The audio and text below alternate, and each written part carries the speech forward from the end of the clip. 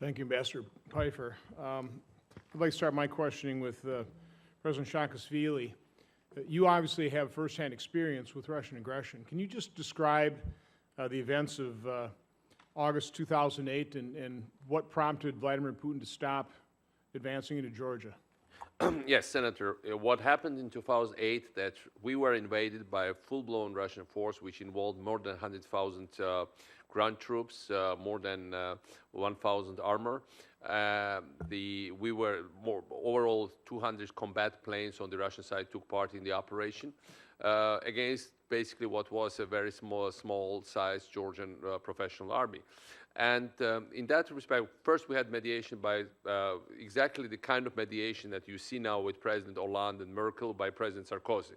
And he came in, we signed the ceasefire agreement, Georgian army withdrew its forces from the contested area, the invaded area, and Russia was supposed to withdraw as well. Instead, Russia, after several days, said the situation on the ground has changed, they no longer would abide by the agreement, and started to advance over the capital. And what really had stopped back then was the United States proclaiming military humanitarian operation, moving the Mikheil of the 6th Fleet first to the Georgian ports, and putting on planes in Romanian base and putting the air base in Turkey on high military alert. And basically starting to patrolling skies close to Georgia. The other day I was at the office of Senator Kirk, who told me that he was back then, I didn't know the story, he was on duty in Pentagon. And actually the United States had to bring back, based on our agreement, because we were the second biggest, first, in the end, the first biggest per capita contributor to operation out of foreign contributors to Iraq and Afghanistan. But at that moment, it was Iraq. But the agreement we had, the standby agreement with President of the United States, was that we could repatriate our troops. So what happened that the United States told, first Russians told the United States to remove the military cargo plane from the tarmac of Tbilisi International Airport. The United States refused to do that, and that was already a very first important signal, because they were told they were going to bomb the Tbilisi International Airport, and they didn't want to move American plane. American plane stayed on the tarmac, and that spared us at least that bombing. And second thing, they had to bring back Georgian brigades, and Georgian skies were fully under control of Russian military jets, and they told me they wouldn't let through the U.S. plane. And then the Pentagon, and Senator Kirk told me he called specifically the Russian defense minister and said, we are coming anyway, this is the U.S. plane, and don't you ever dare to touch us. And they came in and they didn't do it. And that was the key moment when, after this launching of military humanitarian operations, just few miles away from our capital, with Vladimir Putin's clearly proclaimed goal to depose democratically elected government of Georgia, just like they have, I think, more or less proclaimed goal to depose government in Ukraine, they had to stop. And that was a clear sign that stepping up and counting on who would blink first, Putin at that moment blinked first. And I have to say, I deeply believe they will try to depose the government of Ukraine. They will not succeed to do it, but that's clearly their plan. It's not their plan to just hold to those two regions, like it was never planned to hold just to the regions of Georgia.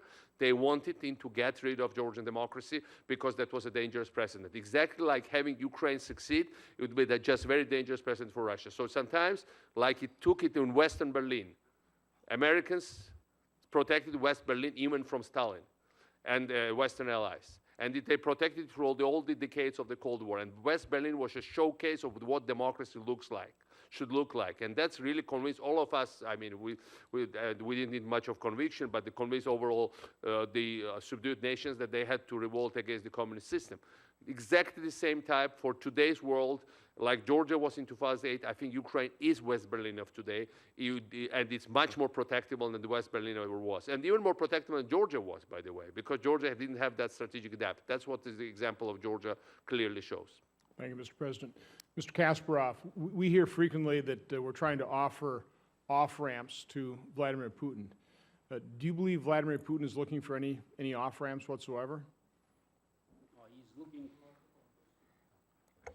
Of course, he is looking for any negotiation because he is very successful in using them for his own purpose. But he has no interest in any settlement.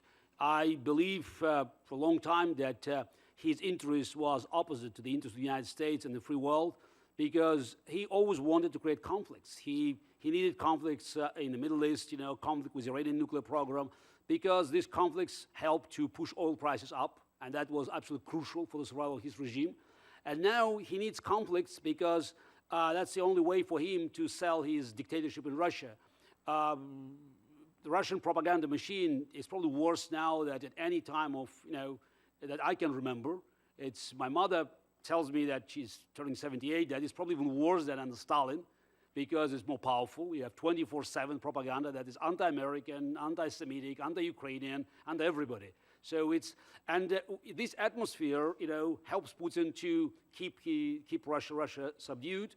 And his goal, as was mentioned in two testimonies here, is not even just to take over the territory of the neighboring country, though of course he would love to enlarge Russia, but most importantly, to destroy the system of international security that has been created in Europe since 1945 and of 89, 91 at the end of the Cold War. So that's why all these negotiations for him is just a way to buy time and to gain some more ground and to move forward, because Putin doesn't ask why, he also asks why not. And if the free world vacates a space, Putin grabs it. Thank you. We've all heard of the little green men. Do any of the witnesses have any kind of intelligence estimates in terms of what Russia has committed to eastern Ukraine? How many troops? What type of equipment? Yes, Senator. Yes. Well, let me go, please. Dr. Blank. Yes. In my written testimony, I quote an article from Jane's, which came out the other day. It's based on conferences between Ukrainian officers and American analysts. They say there are 14 to 20,000 Russian troops. A report in today's paper said that NATO estimated, or that the Pentagon estimated, 12,000. So I think we'd be comfortable saying that we're between 12 and 20,000 Russian troops. 20,000 Russian troops are in Ukraine. Thousands more on the border, and a large-scale naval and air buildup, including the deployment of nuclear-capable missiles, is taking place in Crimea as we sit. President Saakashvili. Yes, here I have photos, Senator, and it clearly shows these are the weapons that are only given to Russian special forces. This is highly sophisticated Russian weapons, would never be given to any local rebels. This new, brand new infantry fighting vehicle they have the artillery launching system here that were spotted in parades inside Russia just 1 year before the invasion, obviously, so that's the regular equipment of the Russian army. But besides, I mean, what we have to keep in mind here, first, this is the war, as you rightly said, Ambassador Pifer, that Russia doesn't even recognize its fighting. So first they were sending in North Caucasians, mostly Muslim population, with the hope that mainstream Russians would not really care if they die.